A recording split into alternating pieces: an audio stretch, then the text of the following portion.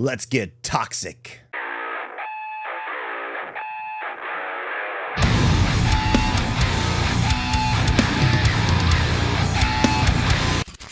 What is up, everybody? Welcome to my ranking of the Toxic Avenger franchise. This is a cult classic franchise from Troma Entertainment that started all the way back in 1984.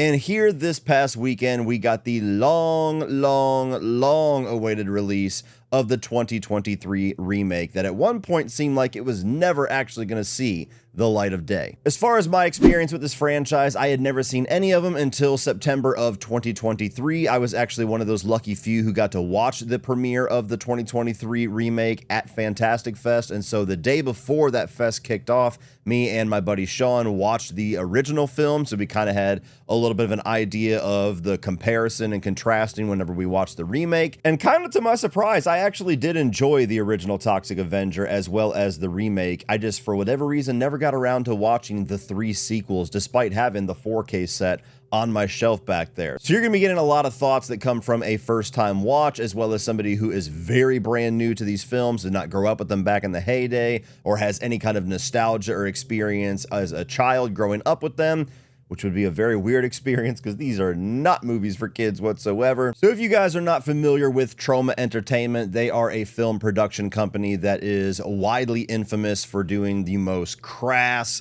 low-hanging fruit, offensive, politically incorrect style movies, and their flagship franchise and flagship film is the Toxic Avenger, and there have been now 5 films in this franchise. So we're going to talk about the original, Part 2, Part 3, Citizen Toxie, which is Toxic Avenger 4, and this 2023 remake, and rank them all from worst to best. Coming in at number 5, we're going to have the Toxic Avenger Part 2. Now, as I said, I really enjoyed the original for what it is, and I actually liked the remake and was waiting to see if maybe everybody else was going to get a chance to see it.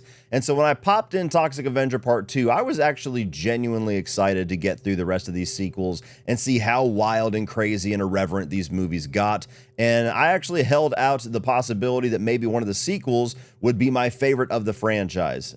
And within about 10 minutes of Toxic Avenger Part 2, those dreams and hopes were crashed and burned. To me, this is a sequel that really loses sight of what we enjoyed so much about the first film. They still have a lot of the gore effects, and some of the violence is intact here, which I did enjoy, and the practical effects, despite having such a low budget, actually holds up really well. But outside of those moments of violence, this is a much sillier, much more lighthearted in general style film, which I don't feel like meshes the tone very well. I mean, you literally have a point where Toxie wants to go to Tokyo to find his long-lost father, and he gets on a windsurfing board and just like sails across the sea like an 80s cartoon. And the rest of the humor in the film is all about like Japanese culture and having these martial arts style sequences and sumo wrestlers, and it just doesn't really work for me. And aside from that, the biggest problem with this film is that every single idea that it has, whether it's a story beat or an action sequence or a sight gag or a joke or even a gore effect, every single thing that they try to do here goes on for like 8 minutes too long. If you don't watch the unrated director's cut, the original Toxic Avenger is 1 hour and 11 minutes long. This film is almost 2 hours. And so the word that's very easy to use for it is overstuffed. It's overstuffed with ideas, and even the ideas that they have are overstuffed with screen time. I think you could easily cut 30 to 40 minutes out of this film and really get the point across, but they're trying to bring in this new villain called Apocalypse Inc. And so they're actually starting to get almost satirical or have some kind of a message about actual like big corporations and their polluting of the earth. This is just not a franchise where anybody's going to walk away with any kind of a meaningful message. You have Toxie's insecurity and his need to go find his father, and then all the shenanigans and hijinks that have to do with him being in Tokyo, and then coming back and being revived by sumo wrestlers, and then having to have the big random motorcycle chase. These movies are all inherently bad, some of them very much by design, but you still have to have some kind of a narrative flow. You still have to feel like you have some kind of a direction you're heading in, or there's some point to what we're doing, and everything about Toxic Avenger Part 2 just feels overdone and absolutely random. So I did not enjoy this film whatsoever. Coming at number 4 is the fourth film in this franchise, which is titled Citizen Toxie. And after the second and the third film were very poorly received by, of course, critics, but also fans of the Toxic Avenger, this was a film that they made in 2000 that was supposed to be like the true sequel to the original. They even open it up with a voiceover with Stan Lee talking about the origins of the Toxic Avenger character and then saying, then we made 2 bad sequels. Sorry about that, but this is the real sequel. And so within the first 30 seconds in this movie, I actually did get a little bit of piqued interest of going, oh, okay, well, maybe they learned from their lessons. Maybe this is actually going to feel like the true sequel. And people, I'm here to tell you, it takes a lot to even get me bordered on the edge of being offended. It takes a lot to make me uncomfortable. It takes a lot for me to feel like I shouldn't be watching something. Citizen Toxie is one of the most shockingly offensive films I have ever seen in my life. I don't even know how, even in 2000, this thing was able to see the light of day. The movie literally opens up with a storyline in the first 8 to 10 minutes of the film where this group of terrorists called the Diaper Gang infiltrate a school for mentally handicapped children and start slaughtering everybody with machine guns. And of course, there's no actual children on the set, so it's like grown adults doing the most offensively stereotypical, cartoonish representation of what a mentally handicapped child would look like, act like, and sound like. So the first 8 to 10 minutes is like every huge taboo thing that you would never even be able to write down on a piece of paper and have a career in 2025. So yeah, you have this school that's supposed to be filled with these mentally handicapped children that is being seized by a group of terrorists, and there's murders happening. Eventually a bomb is brought out that has a 5-second timer. Toxie quite literally uses other people in this room who are supposed to be children as human bullet sponges to make sure that he does not get injured by the terrorists. And then a watch alarm goes off that he has to go home and fuck his wife because she's ovulating. So he leaves the scene to go and have a sex scene and then comes back with somehow 4 more seconds still left on the clock. And while all this is happening, somebody tries to swallow the bomb to prevent the explosion from killing everybody. Meanwhile, one of the terrorists are in the back of the room with their tits out, fucking somebody who's supposed to be playing an underage person.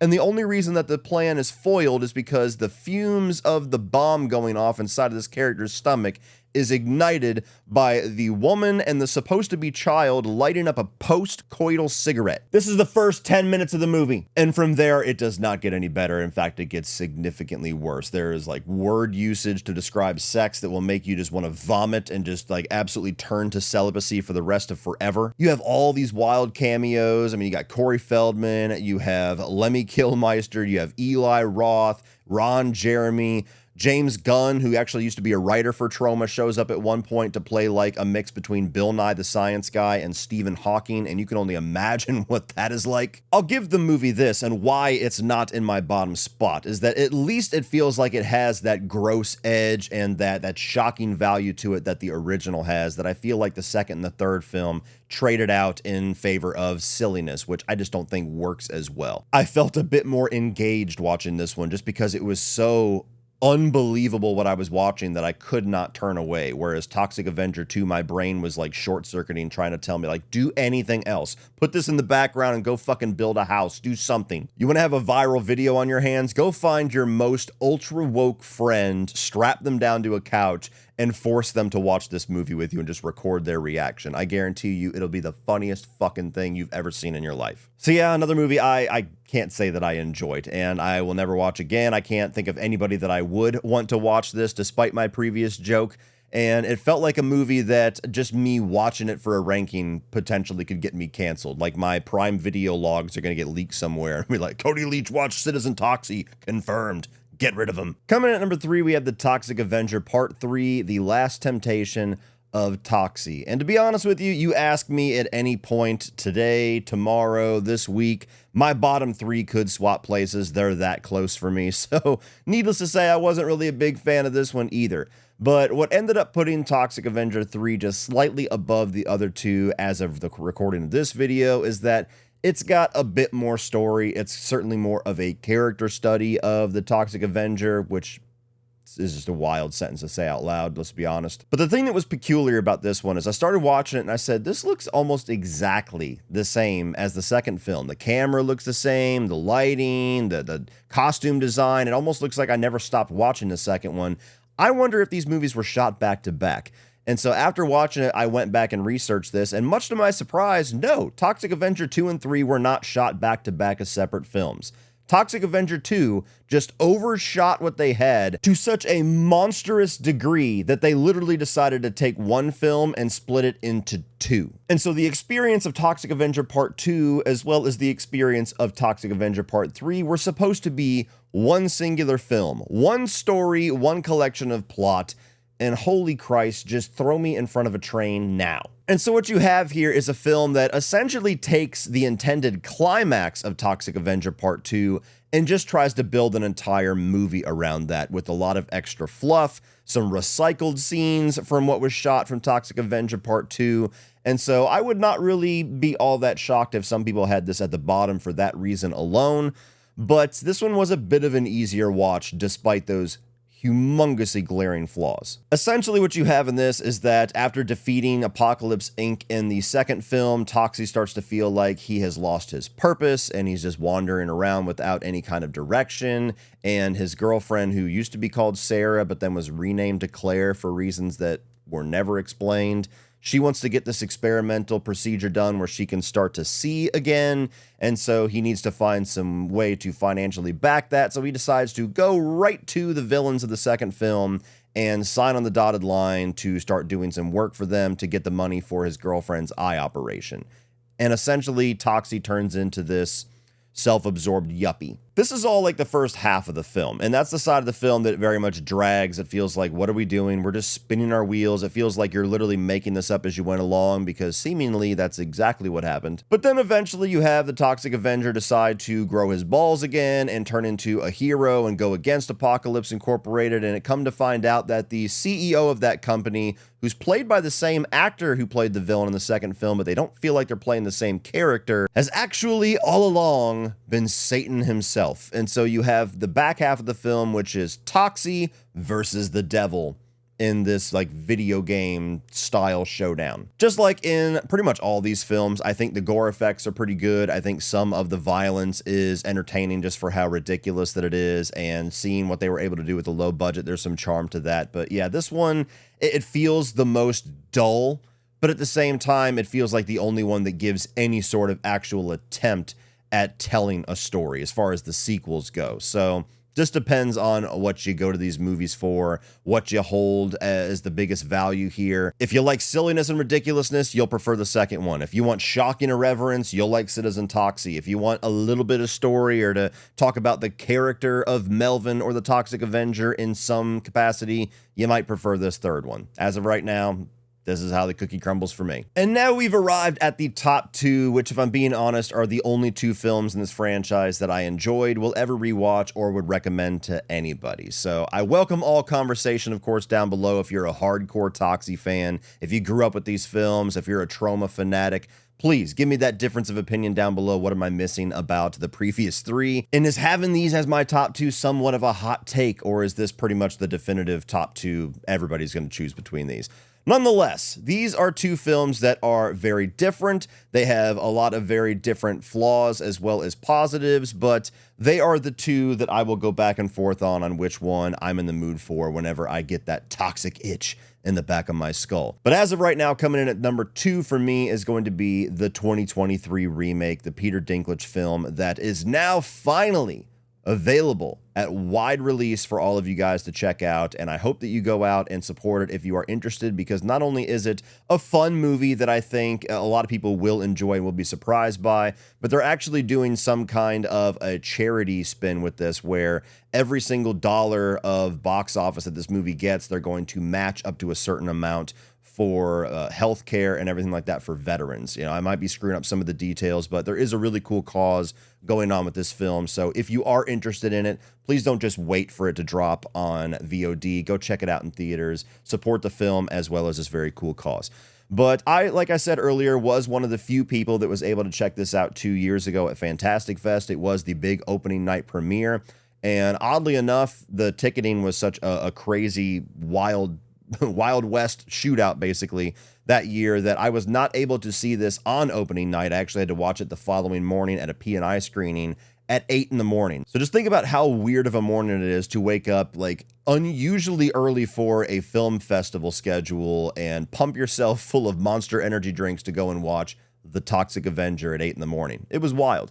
But I really enjoyed this one. I think that this movie is about as good of a modern day version of a Troma film as you can expect in many different respects. Not only do I feel like they hold on to a lot of the charm and some of the aesthetic and appeal of Troma, more specifically the Toxic Avenger films, with having some shock value, some irreverence, some low-hanging fruit humor, and offensive quality to it, while obviously not being anywhere near that degree as they were in the 80s, and certainly not even to the one that they had in 2000. It does have a lot of the weirdness and a lot of some of the offensive stuff shaved down quite a bit to be a bit more mass appeal, but not to a ridiculous degree. This is still a film that is very much going to be a love or hate. This is still a film that I would expect many people who are just like your highbrow critics to walk out like appalled at it. So it still holds on to a bit of that Toxic Avenger charm. But what this movie has far and away more than all the other films in this franchise, it's got a really solid beating heart throughout the story, and that is Peter Dinklage's character, his version of the Toxic Avenger. You have this widower stepfather who is trying to provide for his son. He's getting financial hardships, and then he finds out that he has this terminal disease. And he goes to the CEO of the company that he works for, who is played just deliciously by Kevin Bacon, an absolute scene-stealing, scene-chewing type of villain performance. And not only does he not help him, he actually mocks him. And so in the middle of trying to steal the money himself from Kevin Bacon's company, he ends up getting killed and thrown into this toxic waste dump and arises as the Toxic Avenger and starts to solve crimes and becomes this hero that he was never able to be in his human form, while also seeking revenge against the death of his human form. So it's got a little bit of a RoboCop vibe to it in that way.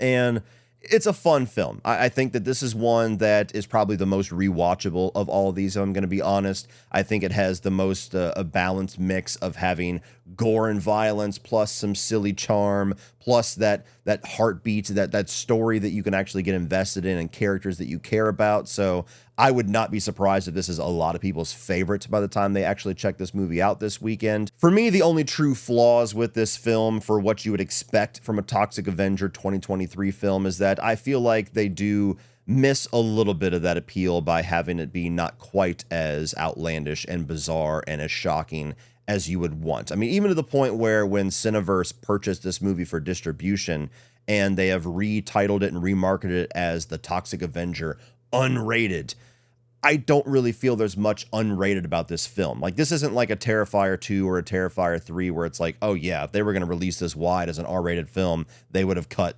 significantly a lot of these sequences. This one, the most shocking sequence you have involves the Toxic Avenger pulling out his dick and having toxic piss, and that's still like pretty minuscule on the scale of shocking things we've seen in the Toxic Avenger franchise. So it doesn't have quite the standout appeal of some of these others. It doesn't have quite the staying power, I would imagine, as some of these others, but it's got a solid story. It's got characters that you enjoy, and I think it is a really solid attempt at bringing a modern interpretation of this character that feels like it would be damn near impossible to truly translate to modern times. But coming in at number one for me is going to be the original, The Toxic Avenger. And just like how my bottom three are so close that they could change depending on what time of day you ask me, I could probably say the same thing for my top two, just depending on what mood that I'm in. But right now, I think why I put the original in number one is because, to me, it's the one that stands out the most as being just this very unique piece of cinema. Now, on paper, what Troma Entertainment provides is not really my cup of tea. Having something that's so intentionally lowbrow and schlocky and almost by design, low budget and poor quality. I have an extreme hit or miss experience with movies like that, even just camp in general. Sometimes I have a great time with it and I can go along for the ride and have fun. Sometimes it just comes across incredibly silly and cheesy to me and I absolutely just disengage from it. And so when I first watched this film, I actually expected it to be more on that side of things, of something that just is way beyond my taste. But for some reason, the mix that they were able to get here, whether it was accidental or purposeful, is an absolute disaster piece for me, which there are a number of those types of films that I do hold close to the heart, like Deadly Friend by Wes Craven, where it's just everything about it is awful, but I love it. And so the original Toxic Avenger is one that is so hilarious and entertaining for how bad and just absolutely incompetent so much of the filmmaking and so much of the storytelling choices are, that you genuinely can't tell if the genius of it is it was this happy accident or they were just brilliantly making all these purposeful mistakes for the actual effect of laughing at how bad and inept this is. Even just the detail of how the Toxic Avenger himself, Toxie, is having a voiceover that is so clearly not the voice of the actor, where it does not match him at all. It barely even lines up. It's like a bad overdubbing of almost like a martial arts film or something like that. And to be honest, on paper, that sounds like it would be awful. But when you get to the next couple of Toxic Avenger films and they take that away and it's actually the actor's voice coming out of the costume, you're like, hey, that's not right. The maniacally over-the-top villains are very fun in this, where you have these group of like gym bros that in their off times, when they're not pumping iron and looking like they just did a line of cocaine, are out running people over with their car for points. There's a spot where they actually run over a child, look back, realize that he's not dead, back up, and his head just pops like a watermelon. And that was the moment where me and Sean were like, oh, wow. This is what we're in store for. Okay. But it doesn't stop there. As soon as you get the Toxic Avenger rising from the toxic waste, the first action sequence you get is him going into a Mexican fast food joint, and there's a bunch of people in there with guns and bats and weapons who are just terrorizing the store. They shoot brutally a blind woman's dog and then start to tear her clothes off to have certain intentions with her. That's the movie that you're watching. That is the Toxic Avenger. And yet still, it's like this much compared to the offense level of Citizen Toxie. It's crazy, isn't it? There's not really much of an attempt to story here. It's very much like this lowbrow version of a superhero origin where, like, again, RoboCop, he is trying to save the day. Something is, like, willing him to just start decimating all these evil people, while at the same time him being driven by revenge, trying to take out these bullies that turned him into the Toxic Avenger, and then he slips up into some overall corruption plot that is taking over Tromaville. So there's a light, thinly veiled plot that's just a vehicle for him to have this shocking violence, these really well done, low budget practical effects, and having all these really shocking scenes as far as some of this irreverent shit that they're going for.